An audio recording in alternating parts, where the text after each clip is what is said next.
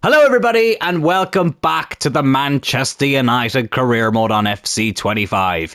In today's episode we will be playing the second leg of the Europa League Quarter Final at home at Old Trafford against Olympic Lyon. It promises to be a cracking game. We always say on this channel, never a dull moment, and there has rarely been one in this series so far. But before we get into this game, let me show you the highlights of our most recent Premier League game away from home at St James's Park against Newcastle United. And I'm glad to report that things get off to a winning start here in this episode. We kick things off with this game against Newcastle, and Joshua Zirkzee back in the team, the first time I'd started him in quite some time. Lovely finish here after a great ball by Dazen Maeda, who was a legend at Celtic when we had him, and he's making himself a fan favourite at Old Trafford as well. He assisted that goal for Joshua Zirkzee, who, to be honest with you, next season I think I might keep him as a backup attacking midfielder. He's decent up front, but I do think he has more to his game, playing slightly further behind. So that is kind of the long-term plan with Zirkzee. But for now, we have him as a backup striker, and he was the one who ended up putting us 1-0 up here. If I back out of this and go back into it, it should bring up Newcastle's equaliser, which did come right at the end of the half. Joe Willock leveled things up here. Big gap there in the defence. Luke Shaw not quick enough to go over and intercept him. As you can probably tell, we did rotate a bit for this game with that big European game coming up in the league. We're one place behind fourth place. I think at the moment is Chelsea, but there is a bit of a points gap, so I thought we'd rotate in the league as opposed to rotating in the Europa League. So that's why we had some different players there at the back. But Joe Willock got past our defence and put the ball past Andre Onana. But then it was, oh my god, I hate when they do this. I have to back out of it again. They have royally effed up the highlights this year. They really, really have. But anyways, this was a huge moment for the next Ryan Giggs, Adam Smith, scoring his first goal for Manchester United. And there's some of that creativity that I know Joshua Zirkzee possesses.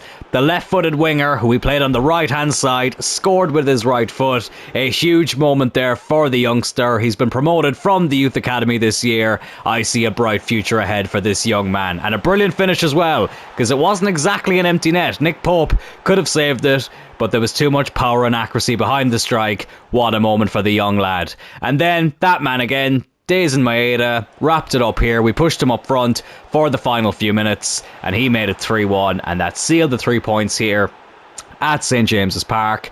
It doesn't show you in the highlights, but Luke Shaw also got sent off in this game right at the end, so he will not be available for the next game, which is a shame because we are rotating in the league, but whatever, 3 points was the most important thing here. Never mind, it actually does show you the tackle that Luke Shaw actually did to get sent off. Yeah, that was it there. Probably was a straight red, to be fair. Yeah, but whatever. Anyways, 3 points, that's the main thing. But here we go, lads. It's time for one of the biggest games of the season so far. The Europa League Quarter Finals second leg against Olympic Lyon. A 2-2 draw in the first leg. We obviously played the highlights of that in the last game. There's a tifo of Luke Shaw there, which is strange considering he very rarely plays for us. Just got sent off and probably will be leaving in the summer. So very interesting choice of tifo there in the Stretford end. But whatever, we'll ignore that. That's FC25 for you. We have to focus on getting the win here. At times like this, I kind of wish away goals were still a thing in European competitions. We obviously would be able to go through with a draw here, but unfortunately that is not the case. Let me know what you actually think of that as well. I'm always interested to hear if people think that getting rid of the away goals rule was a good decision or not. I've heard good arguments both ways. I liked it. I do think the one criticism I have of it though is, for example, 2002, we got knocked out of the Champions League after drawing 2 games with Bayer Leverkusen. Like, that seems a bit unfair to draw 2 games and get knocked out because one team scored more goals away from home than the other. I think if they didn't have that rule in place for draws, like if they only had that rule in place for if it's level in the tie as opposed to on the night, I think that would make sense. But yeah, let me know what you think. It is something that made European games unique. I remember the League Cup had this stupid rule where away goals only counted after extra time. That was like the most pointless rule ever, but the League Cup has had some very strange rules over the years. But anyways, let's get into this game. That was our team there. they are basically fielding the same team they had in the first leg. But let's hope we can get a better result in this leg than we did in that one, because this is not only our final chance at winning a trophy this season, that's a good ball in, bloody hell. This is also our only chance of qualifying for the Champions League. We currently lie in 5th place, which in real life I would absolutely bite your hand off for. I've just witnessed United lose 3-1 to Brighton in a game where Brighton probably should have won by more. So, you know, 5th doesn't sound so bad now, to be honest. So if we were to finish there without winning the Europa League, we'd be back in this competition again next season. But of course, I would love to be in the Champions League, and I would love to win another European trophy for United. Here's Ugarte, back from his suspension as well. He got sent off in the Manchester derby, a game that caused me quite a bit of stress. Go back and watch that in the last episode if you haven't already. It might bring some of you some laughter. Oh, it's not the best ball for Rasmus Højlund. What happened there?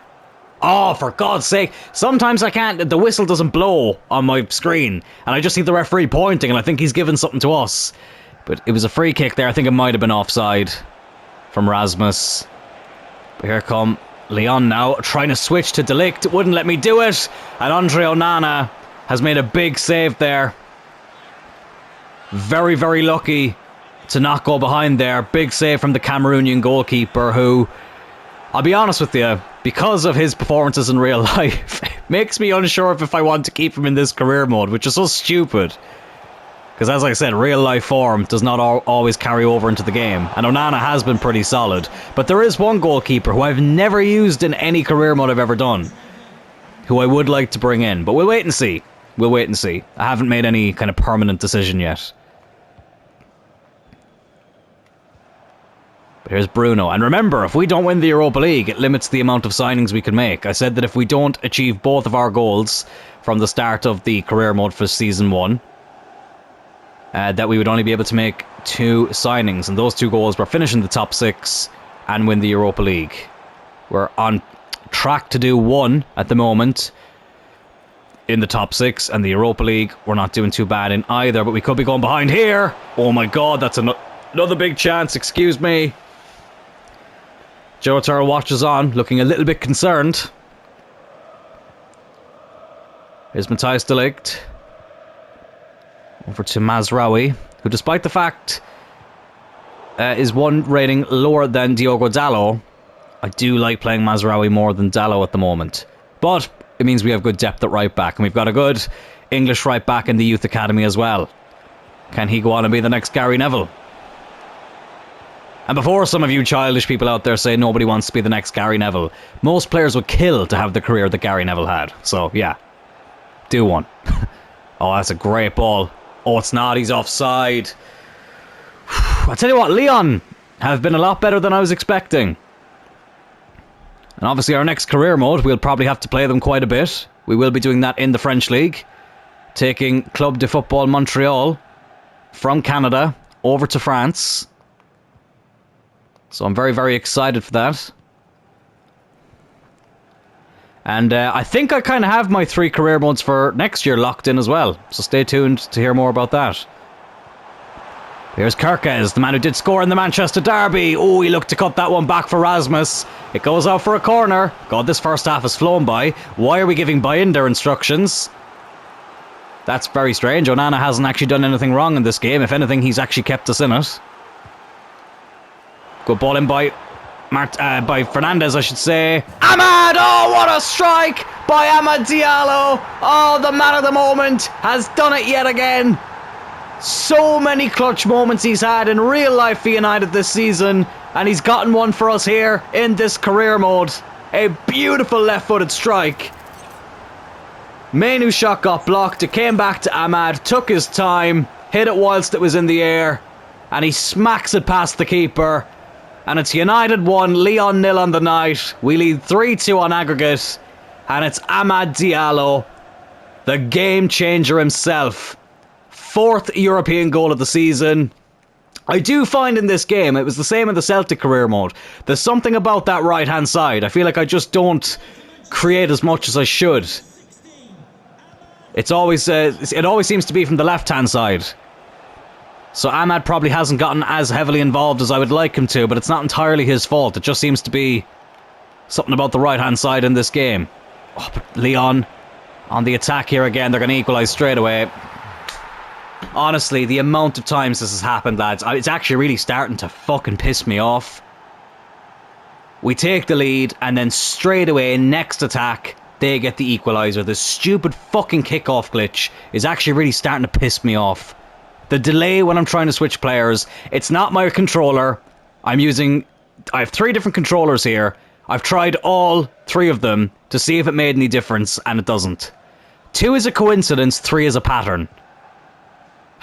And after taking the lead, we concede straight away. Can we go back in front straight away? Oh, yes, we can! Oh, what a goal! Oh, that is fantastic! Ahmad to Rasmus to Alejandro Garnacho. 3 goals in the space of only a few minutes. What an end to this first half. It was a bit cagey at first. Lyon actually had the better chances overall. But we will be going in front. Sorry, we will be going into the second half in front, is what I'm trying to say. Garnacho with the finish. Lovely football though, and a brilliant response. And surely they will not have time now to get an equaliser before the halftime break. Garnacho scores his 4th European goal of the season, and that is halftime.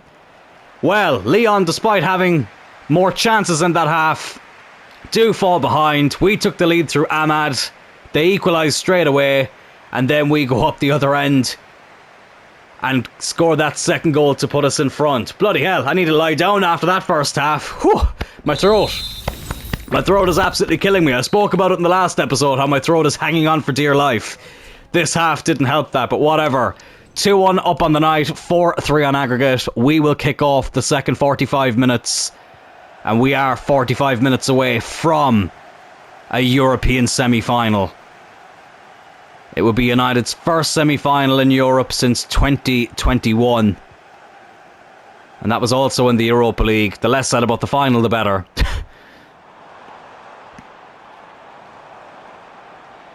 But still, 45 minutes of football left to play before we can get too excited as Rasmus very nearly doubles our advantage both on the night and in the tie. His weaker right foot, but it wasn't too far away. Agonisingly beats the post.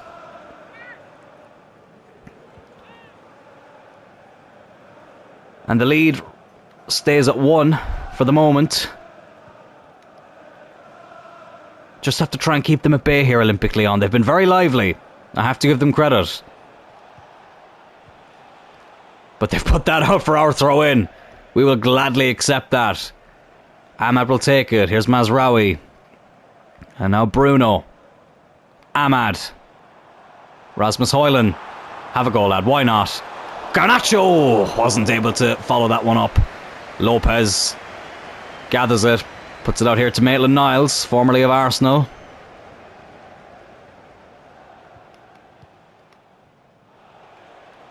And, oh, Shirky, is he going to be onside? Yes, he is. Kirkes needs to catch up. Oh, and he's done a great job there. Kirkes, what a signing he's been. We picked him up in the January transfer window. And he's slotted right into this team. We badly needed another left back. And I think we made the right choice in bringing in Kirkes. Thank you to all who voted in that poll. Garnacho! Oh, unlucky. Unlucky. Scored a very good goal from a similar range against Forest in the last episode. But that one just goes over the crossbar. I'm not going to make any changes just yet. They've brought on Quinton Timber, who of course we had in the Celtic career mode. By the way, I wasn't throwing shade at any of the people who tuned in for the Celtic career mode a few episodes ago when I mentioned the signings. All I'm saying is that, you know, I can't base every single signing off of this player who played for Celtic or a player who used to play for Celtic. We do need to broaden the horizons a wee bit. We brought in Maeda, who's been fantastic since we brought him to Old Trafford. And of course, we will do a Celtic career mode as well sometime down the line. That's all I was trying to say. Of course, you're all more than welcome to the channel, and the support is greatly appreciated. But anyways, here's Ugarte. 20 minutes to go. This second half has flown by. Go on, I'm going to try a power shot with Bruno. That was a stupid thing to do. If Bruno did that in real life, I would be fuming. Right, let's have a look at making some changes. Ugarte and Menu are both quite tired. I don't really want to take them off just yet, though. Kind of the same with Kirkes. Ahmad, I will take off and bring on Maeda. I'm going to put Garnacho out on the right, though. I forgot to put bloody Smith on the bench. I need to do that permanently after this game. You know what? We'll go for a bit of experience. A man who's used to winning European trophies. Casemiro can come on alongside Ugarte. Menu hasn't done anything wrong, per se. Just looking for that bit of experience to help secure this win. Casemiro, who I probably will be selling in the summer as well. As Wilfred Zaha, former United player, comes off the bench for them. We've gotten a right back here, Bruno. Ugarte. Maeda. Can he wrap it up? Oh, right at the keeper. Right at the keeper. Unlucky. Last 15 minutes here is Nemanja Matic, another former United player. Timber. Oh, that's a really good ball. Oh, it's a brilliant ball. Oh, what a save! What a save by Onana! And another one! Oh, they've hit the side netting! Oh my god! How did we not concede there? And Matic comes off. I didn't even realise he was on the pitch until a few seconds ago. I thought they'd actually brought him on. But they've taken him off now. But we breathe a huge sigh of relief there. We probably should be drawing this game.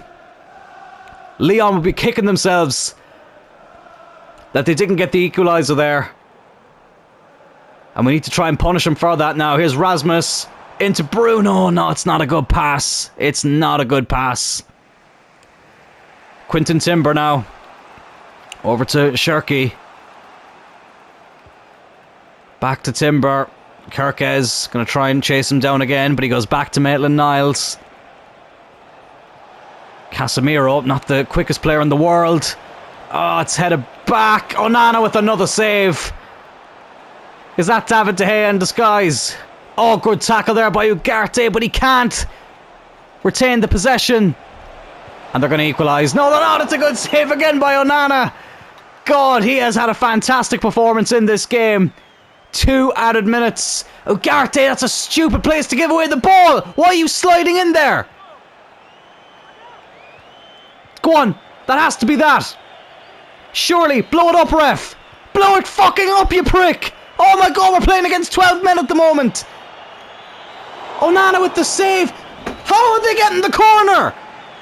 Oh my god, okay, we need a bit of height. We need a bit of height in the box. Martinez can come off. Harry Maguire comes on. Xerxes, you're tall as well. I'm actually going to take off Garnacho. And, God, Lenny Yoro. How tall is he? He's 6'3". Yeah, Mazraoui can come off. I know some of these players are out of position. This is just to get as much height in the box as possible as this final ball comes in. The game should already be over.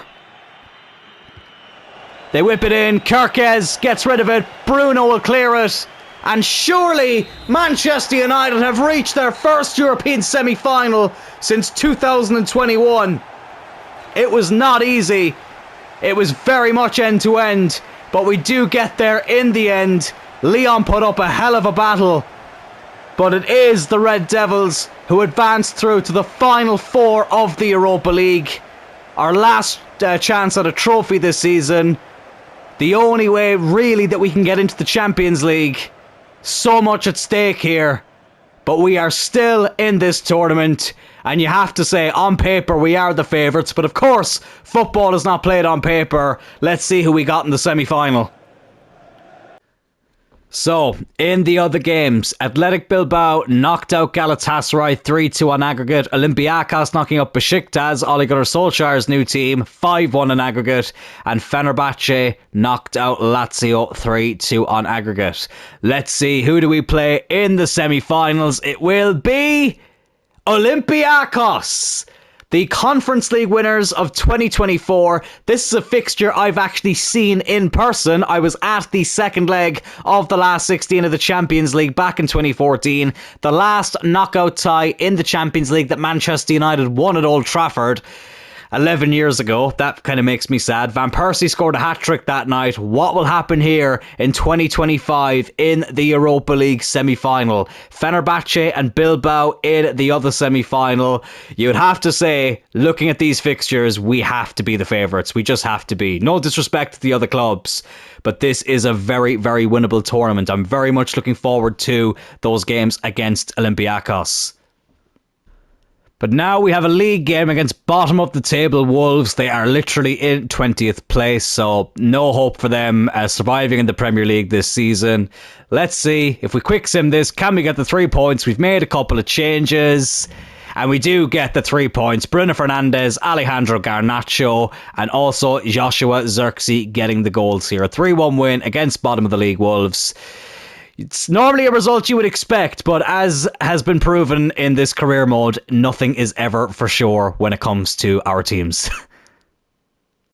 Some more youth academy reports here. So in England, we didn't get many great players in the next report, apart from this guy here, Elijah Neal, 42 to 58 rated right now, but 75 to 94 potential. He could be a good one for the future, so he'll be the first player that we sign up in the youth academy reports we've just received.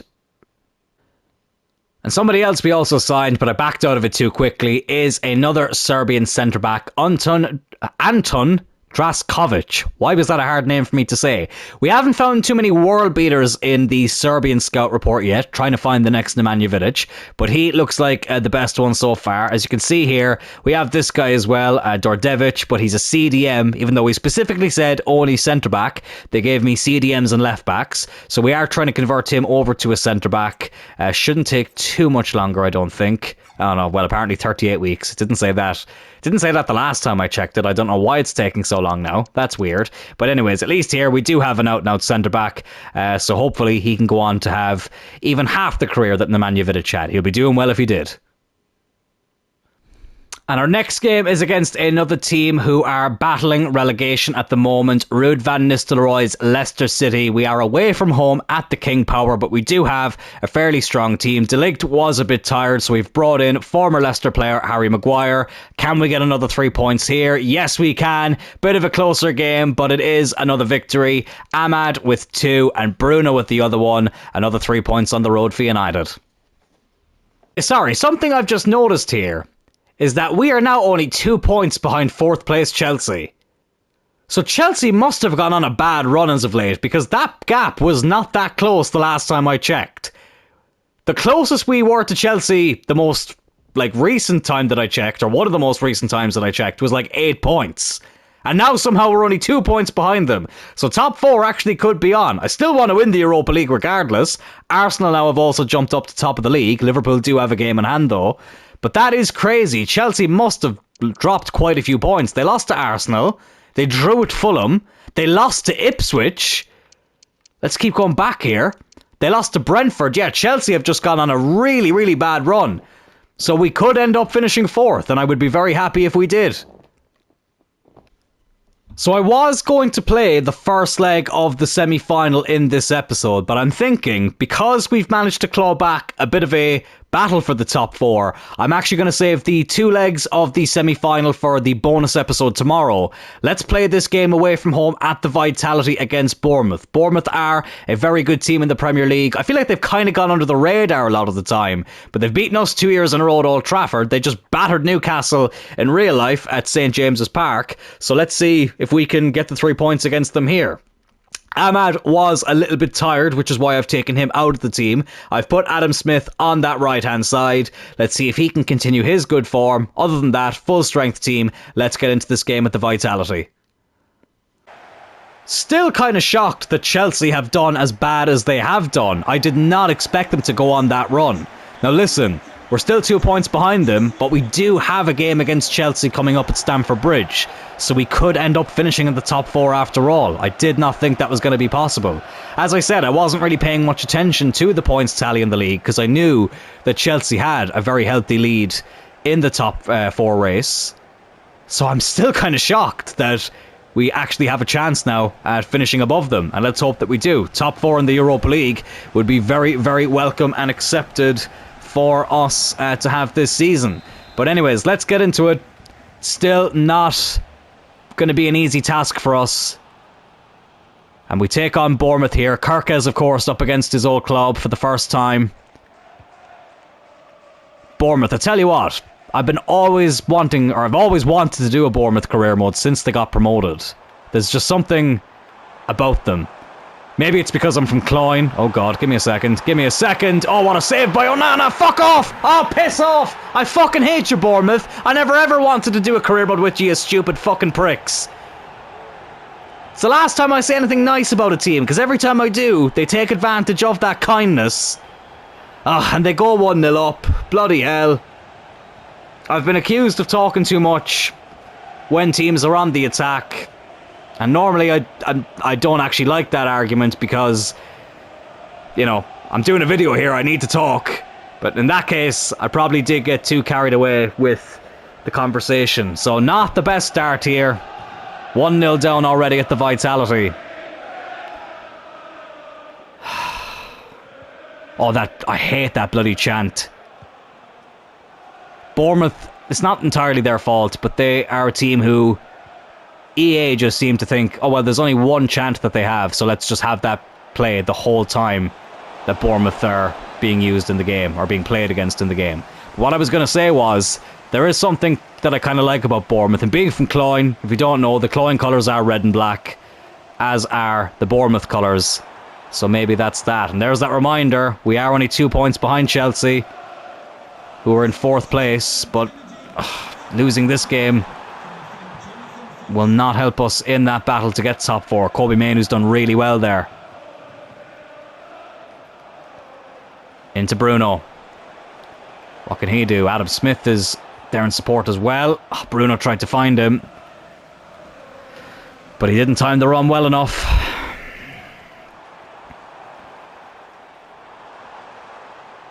De Ligt, oh, he's been done there. Evan Nielsen, good save by Onana. And obviously this was the first game that we actually played in the career mode, wasn't it? Was Bournemouth at home. We did slightly better in that one than United did in real life. We won that game 4-2 as opposed to losing 3-0. But it is the team from the south who have the lead at the moment. De Ligt with another good tackle there. Here's Smith. Oh, he's coming from an offside position. Bit of inexperience coming in there for Adam Smith.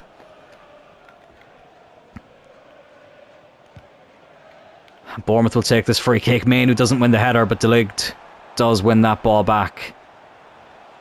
Here's Ugarte. Now Bruno. I was actually trying to give that ball to Garnacho, but he gives it to Rasmus Højlund, who gets the equaliser. Get in there. Pick up that ball, Rasmus. Good man. Back on level terms. We needed to respond relatively quickly, and we have. Good ball by Bruno Fernandes. As I say, Garnacho was actually the intended target there. I don't know why it actually picked out Rasmus, but listen, I don't care. As long as it goes into the back of the net, I'm happy. Would have been a penalty, I think, if they'd have deflected back out. But it is an equaliser for Manchester United. And it is 1-1 here at the Vitality. Get in there.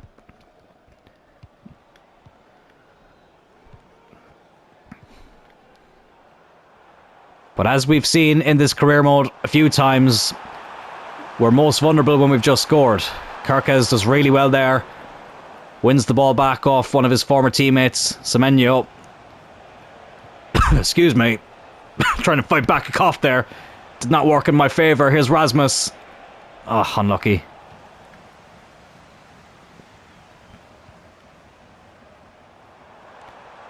Here's Aarons now. Over to Semenyo, over to Adams, I should say. Oh, it's a really good ball. Evan Nielsen. Okay, it wasn't exactly right after we scored, but it's not too long after we equalised. And Bournemouth are back in front. Well, about to take a sip of water, but I tell you what, I feel like I need something stronger at the moment. not been our best performance so far. We've gotten a golden opportunity to get ourselves back in the conversation for top 4. And we are squandering it as we speak. This game did finish 2-2 in real life last season. Ugarte gets a bit of a lucky break there. This is the first time I've properly I've had the weather effects on. I can really feel the difference. That's a crunching tackle there. Mazraoui gets completely taken out. And we're a bit exposed now down that right-hand side. De Ligt, what are you doing? Oh my god, that's going to be a red card. De Ligt's about to get sent off. That's going to be the 3rd game in a row that I've played where we're going to be down to 10 men. Oh, fucking hell! Oh my god! Manchester derby, Newcastle away, and now Bournemouth away. Every single one of those games has had a player sent off for us. Matthias de Ligt sees red. And now I'm going to have to make a bit of a tactical change. I'll do that after they take this free kick. Justin Kluivert, oh my god, he's hit the bar. And Rasmus not able to react quick enough there to win back possession of the ball. We're playing with only one centre-back at the moment. I'm going to have to change things up in the second half. Can we get on one last attack here before the half-time whistle blows? Bruno with the ball into Rasmus. Garnacho's making the run as well. Oh, and he couldn't find him. I probably should have just had a go at Rasmus. But not only are we a goal down in this game, we are now also a man down. And it is really going to be an uphill battle from here, but we have to make some changes going into the second half. For the first time in this series, I am actually going to revert to a 3 at the back formation. Not the exact same that Ruben Amorim uses in real life, but something relatively similar. I think I'm going to actually put Smith on the left this time, and I'm going to put Garnacho over on the right. Højlund can stay up front. Bruno as the 10. Mainoo there alongside. You know what? I am going to bring on Mason Mount. I feel like we need somebody who has a bit more of an attacking presence within them. The centre-backs, I'm a little bit torn here. I think I might take off Mazraoui and bring on Lenny Yoro. Kirkez, you know what? He only gets a -2 at centre-back. I'm not too concerned about that. And let's see if this formation can do any better for us. It's something slightly different from what we normally do, but I feel like we need to do something different here to try and claw this game back. Let's see if this has any effect. Here's Mount.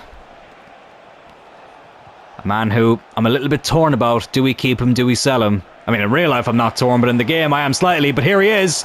Oh, and a big chance there. Up against his former Chelsea teammate, Kepa Arrizabalaga. But he was able to keep it out. The man who didn't exactly live up to his price tag at Stamford Bridge.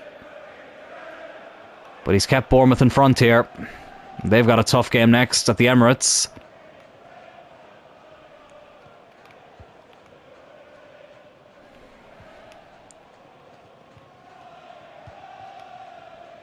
Passing it around now like prime Barcelona. Here's Steve Cook. Evan Nielsen on a hat-trick. Good tackle there by Lisandro Martinez. And he's going to go on a run, but he loses it. Max Aarons now. Good tackle by Bruno. Over to Smith. We are putting a lot of trust in Smith. But he's not done too bad so far. Rasmus, good save, but he's surely going to get the follow-up. Yes, he is. It's 2-2. 2 for Evan Nielsen, and now 2 for Rasmus Højlund. Half an hour to go. We are still in this game. Get in there. Brilliant goal from the Danish centre-forward.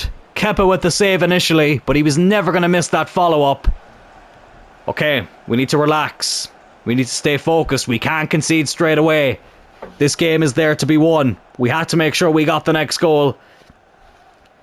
And we've only gone and done it taking a little bit of inspiration from Ruben Amorim with elements of this formation. Oh, but here come Bournemouth now again. Oh, here they come again. Onana with the fucking save. Oh, he's made 2 fantastic saves. I was about to snap there and say, of course, it goes back out to him. I turned into Deborah Morgan there, adding the word fuck into every sentence possible. But I tell you what a fucking save that was from Onana. Bloody hell. If only he could do this in real life. Oh, Smith. He's been done there. Clivert. Oh, Kirkes. Oh, no. Oh, Onana. Oh, my God. Probably made that a little bit more difficult than it needed to be. Oh, Mason Mount. Too heavy a touch. And Bournemouth get it back again. I do feel like there's going to be a winner in this game. It's just a matter of who's going to get it. And it looks like it's going to be Bournemouth. 20 minutes to go. Evanilson, however you say his stupid fucking name, gets the hat-trick. Oh, shush yourself, you absolute dick.